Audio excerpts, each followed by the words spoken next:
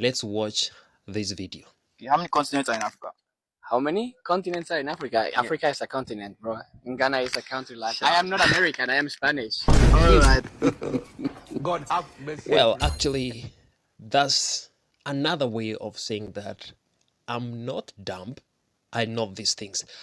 It might kind of sound like an insult, but the guy is very honest, because if you ask the same question to Americans, their responses you will get, you will understand what this guy is saying. I know these things. I'm not American. Because most of the time you ask America, say, can you like name some 3 countries in Asia? And you realize most of the responses are like Brazil, Cambodia.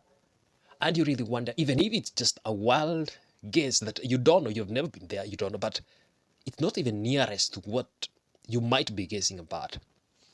The same thing even you ask them about Africa.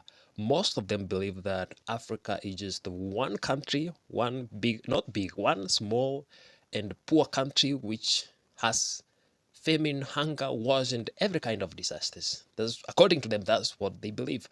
And they believe that they are the privileged, they are the only one who are enjoying life in this world.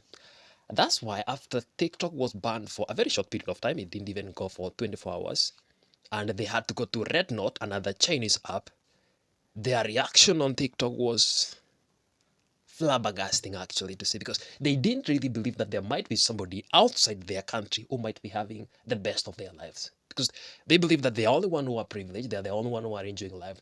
Anybody outside their country must be suffering. Definitely. If you say you are enjoying life, you are from, I don't know, somewhere in Africa. No, you are lying. You're not enjoying life. You are suffering, okay? You need help. You need aid. You need some relief food. I don't know who told them, but when I saw the media which they are consuming, I was like, yeah, this kind of right. Because sometimes I'm from Kenya, I watch a documentary about Kenya, and I'm also surprised, where is this? Where did they find these kids malnourished with big stomachs and kwashiorkor? I've never seen a kid with marasmus ever since I was born, but when a documentary is being made about Kenya, you realize they have so many of these kids, and they're saying, yo, look at how in Africa, Kenya, how things are. And I'm there, I don't know.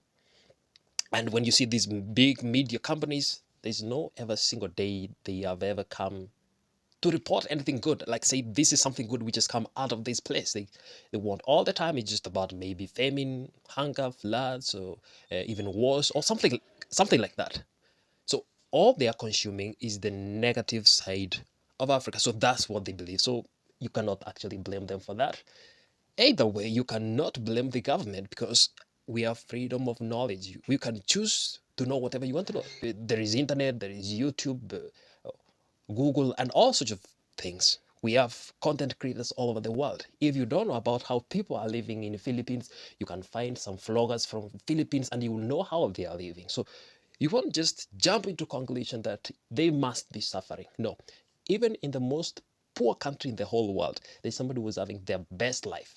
And one thing we know is that every place has the good side of it and the bad side of it. Even the best city in the world, if you go there, you will find somebody struggling terribly even to afford food. And if you go to the poorest suburbs, villages in the whole world, you'll find somebody enjoying their life, like having fun and satisfied with their life.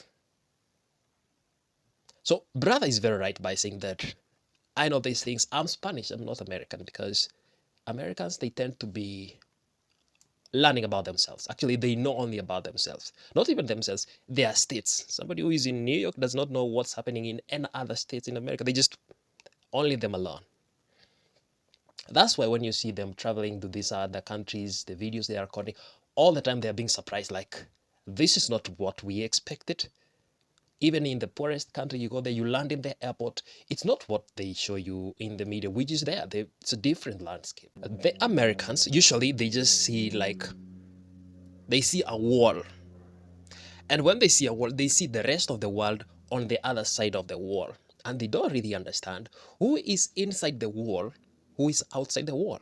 All these years, they've been knowing that we are the one who are inside the wall. We are the one who are caged. And they are outside the cage, like the free country. You know, America is known for the free people. Freedom is there. Like, you can choose whatever you want. Until they came to realize that they are the one who are inside the cage and the rest of the world is outside the cage. You know, freedom of choice can be covered in a way that you think you have choices, but If somebody selects the choices you have, then you don't have freedom of choice. You are restricted to the choices which you have. If you had 10 choices and now you have 3 choices, that's no freedom of choice. And sometimes you can really ask yourself, is it illegal to learn geography in this country? I mean, the most basic things which everybody should know, actually a grade 1 student is supposed to know. You find adults, they don't know. I mean, there are 54 countries in Africa. How can you say that I don't even know even one of it? Even if you don't know any country, at least know Kenya, you know? You may not have enough memory to know all of the 54 countries, but at least make sure you find a small space inside your tiny brain and know that there is a country in Africa, in East Africa called Kenya. You will be safe with that. Because if you don't know it, then, if you don't know another countries, you might not get yourself into any trouble. But if you don't know Kenya and somebody asks you, do you know Kenya? Then you say no. You might find yourself into a lot of problems. That's why it's safe at least just know one of it, okay? If you feel like you can add two, then you can maybe say South Africa, Nigeria, Egypt, maybe Ghana. If you have more storage in your brain, that's not bad. Just to have in your head. You won't need it, but it's just good to know.